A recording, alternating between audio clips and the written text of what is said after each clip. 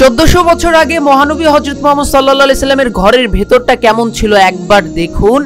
একেবারে খুবই সাদাসিধে। মহানবী সাল্লাল্লাহু আলাইহি সাল্লাম যখন মদিনায় চলে আসেন, মসজিদে নববীর পাশেই কিন্তু নবী করিম সাল্লাল্লাহু আলাইহি সাল্লামের ঘর ছিল এবং তার ঘরটি সাদাসিধে হলেও তার ঘরে কিন্তু 4 স্তর বিশিষ্ট ছাদ ছিল এবং ঘরের ভেতরে শুধুমাত্র একটি বিছানা, খেজুর পাতার তাও এবং হাড়ি পাতিল রাখার জন্য একটি জায়গা। তবে নবী করিম সাল্লাল্লাহু আলাইহি সাল্লামের ঘরের ভিতরে কিন্তু নামাজের জায়গা তিনি করেছিলেন। ছোট হলেও তিনি কিন্তু আল্লাহকে স্মরণ করার জায়গাটি কিন্তু ঠিকই রেখেছিলেন। তবে সৌদি শাসকরা যখন ক্ষমতায় আসেন তখন কিন্তু নবী করিম সাল্লাল্লাহু আলাইহি সাল্লামের ঘরের যে আশপাশের যে অন্যান্য ঘরগুলো ছিল সেগুলো ভেঙে তারপর সেখানে কিন্তু আজকের এই মসজিদে নববীর অবয়ব তৈরি করেছেন। তো বন্ধুরা, আজকের এই ভার্চুয়াল ট্যুরে আমরা দেখার চেষ্টা করব যেখানে নবী করিম সাল্লাল্লাহু আলাইহি সাল্লামের ঘরটি ছিল ঠিক 1450 বছর আগে এবং এই ঘরটি কিন্তু মসজিদে নববীর একেবারেই পাশে অবস্থিত। বর্তমানে সবুজ গম্বুজটি যেখানে, সেই গম্বুজের এখানেই কিন্তু এই ঘরটি ছিল এবং পাশেই এই যে তীর চিহ্ন জায়গাটি, এটি দিয়েই কিন্তু দরজা দিয়েই নবী করিম সাল্লাল্লাহু আলাইহি সাল্লাম মসজিদে নববীতে প্রবেশ করতেন এবং মসজিদে নববীর পাশে অন্যান্য যে ঘরগুলো দেখেছেন কিছুক্ষণ আগে, সেগুলো কিন্তু নবী করিম সাল্লাল্লাহু আলাইহি সাল্লামের অন্যান্য স্ত্রীদের ছিল।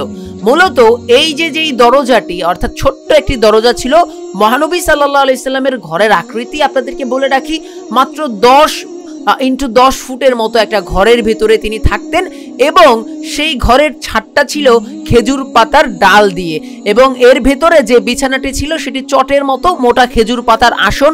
কখনো কখনো বিছানা হিসেবে চামড়ার চট বা খেজুর পাতার চটই নবী করিম সাল্লাল্লাহু আলাইহি সাল্লাম ব্যবহার করতেন এবং তার ঘরের ভিতরে মাটির হাঁড়ি এবং পানি রাখার পাত্র অর্থাৎ মেশকো, মাটির কলস এবং কিছু মাটির পাত্র এবং মেসওয়াক পাওয়া গিয়েছিল। তো বন্ধুরা, এই ভিডিওটি এজন্যই আপনাদের জন্য সবার কাছে সবচেয়ে প্রিয় এবং আকর্ষণীয়, কারণ বাংলা ভাষায় নবী করিম সাল্লাল্লাহু আলাইহি সাল্লামের ঘরের বিবরণ হয়তো আপনারা এটাই প্রথম দেখছেন। দেখুন, মহানবী সাল্লাল্লাহু আলাইহি সাল্লামের যে ঘরটি ছিল সেই ঘরটি আয়তনে ছোট হলেও নবী করিম সাল্লাল্লাহু আলাইহি সাল্লাম এবং তার স্ত্রী হযরত আয়েশা রাদিয়াল্লাহু তাআলা আনহার ঘর কিন্তু এটি এবং এখানে তিনি বসবাস, পাশাপাশি নামাজের জন্য কিন্তু তার জায়গা ছিল এবং নবী করিম সাল্লাল্লাহু আলাইহি সাল্লাম আমরা জানি যে তিনি কিন্তু তার মানে জীবনের অধিকাংশ সময় কিন্তু তিনি কি একেবারে আল্লাহর ইবাদতে তিনি সময় কাটিয়েছেন এবং ঘরের মধ্যে কিন্তু সেই দৃশ্য বা সেই বিষয়টিও কিন্তু একেবারে স্পষ্ট। বন্ধুরা, আপনারা কে কোথা থেকে এই ভিডিওটি দেখছেন অবশ্যই কমেন্ট করে জানাবেন এবং এইরকম ভিডিও আপনারা ভবিষ্যতেও দেখতে চান কিনা আশা করি আপনারা কমেন্টে আমাদেরকে জানাবেন। আপনাদের প্রতিটি কমেন্ট কিন্তু আমাদেরকে উৎসাহ যোগায়, অনুপ্রেরণা যোগায় নতুন নতুন ভিডিও বানাতে। আমরা চেষ্টা করছি ইসলামের বিভিন্ন ঘটনা, ঐতিহাসিক স্পট, ঐতিহাসিক নিদর্শনগুলো আপনাদের সামনে তুলে ধরার জন্য এবং এই পুরো ভিডিওটি ইনশাআল্লাহ আশা করি দেখবেন।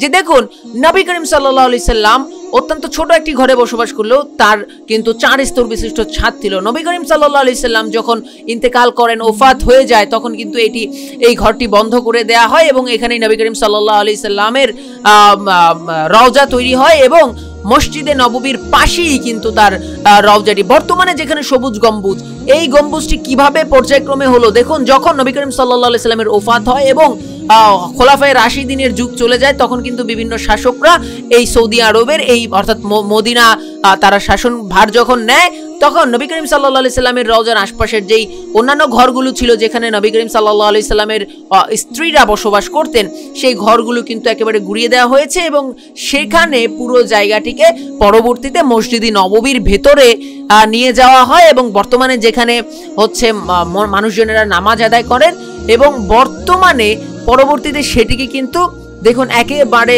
পর্যায়ক্রমে একেবারে মসজিদে নববীর বর্তমান যেই রূপ, সেই রূপে কিন্তু আস্তে আস্তে নিয়ে আসা হয়েছে। এটা একটি ভার্চুয়াল ট্যুর এবং ভার্চুয়াল ট্যুরের মাধ্যমে বোঝানো হয়েছে যে নবী করিম সাল্লাল্লাহু আলাইহি সাল্লামের আমলে মহানবী সাল্লাল্লাহু আলাইহি সাল্লামের ঘরটি কেমন ছিল এবং মসজিদে নববীর ঠিক কতটা কাছেই নবী করিম সাল্লাল্লাহু আলাইহি সাল্লামের ঘর ছিল, সেটা কিন্তু আসলে এই ভিডিওটির মাধ্যমে দেখানোর চেষ্টা করা হয়েছে। এবং দেখুন, ভার্চুয়াল ট্যুরে নবী করিম সাল্লাল্লাহু আলাইহি সাল্লামের রওজা ঠিক যেই জায়গাটিতে সে সময় নবী করিম সাল্লাল্লাহু আলাইহি সাল্লামের ঘর ছিল, সেখানে কিন্তু রওজা এবং রওজার ভেতরের দৃশ্যচিত্র কিন্তু এগুলো। আশা করি বন্ধুরা এই ভিডিওটি আপনাদের অনেক ভালো লাগবে এবং এই ভিডিওটি ভালো লাগলে অবশ্যই বন্ধুদের মাঝে শেয়ার করে দিবেন, কারণ আপনার একটি শেয়ারে অন্যরা কিন্তু ইসলামের একটি গুরুত্বপূর্ণ তথ্য কিন্তু অন্য সবাই পেয়ে যাবে।